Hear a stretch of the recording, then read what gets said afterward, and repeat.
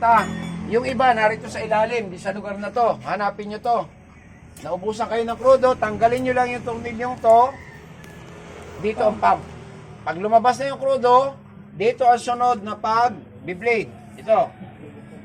Yan. Luluwagan nyo lang yung apat na yan. Luwagan mo na, tapos na.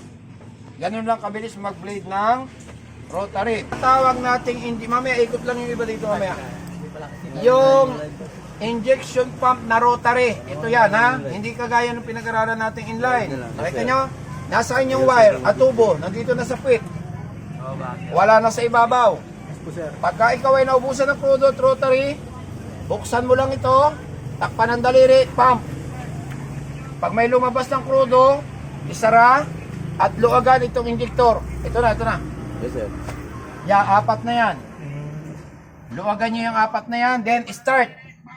Ako, start.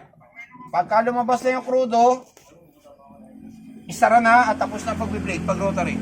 Okay, next, ikot. Hanapin ito kung saan nakalagay, ha? Tapos takpan lang ng daliri, pump.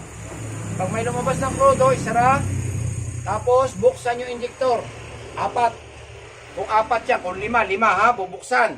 Luagan lang. Pagkaluag, start. Pag may lumabas ng crudo doon sa mga injector na yan, higpitan na, okay na, na-blade na. Nakuha? Ito pa pala, may isa pa ako sasabihin sa inyo, bakit ayaw umandar?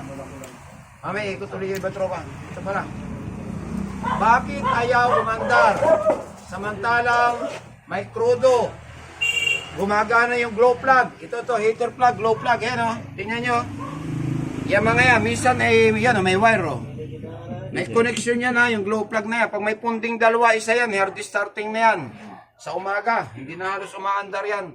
Kaya dapat machichik nyo yung glow plug. Mamaya, isasample ko sa inyo kung paano testing ng glow plug ha. Glow plug or heater plug. Yung iba, mga modelo na, pag inon mo yung susi, makikita mo sa dashboard yung kulay dilaw na parang alambre. 1, 2, 3 seconds, mawawala, saka mo lang siya pwedeng i-start. Okay, nakuha? Okay. Ito yan. Bakit tayo umandar? Yung pala'y sira ang solenoid mo. Ito, solenoid. Yan yung pinapatay sa susi. Yan ang nakakonect. Ito yan, yan. Mamaya, ikot ulit yung iba. Ito. Pag ito'y wala supply, hindi nag-o-open, hindi nag-o-close itong solenoid na to, hindi rin naaandar talaga yan. Kahit ipahila mo sa train pa yan, hindi naaandar yan. Dahil sarado ang gas, patay siya. Kaya dapat, bawal sa video yung patay na salita. Sorry buhay. Wala nang gas, tumadaloy. Wala pong gas. Okay, ito'y dahilan. Yes, sir. Kapag hindi umandar, check nyo kagad ito. Redondo lang na redondo. May gas naman. Yes, sir. Okay, ang glow plug. I-check nyo itong solenoid. Okay? Pero yung inline, may solenoid ba? Wala naman eh. Dito lang yan. Okay, next.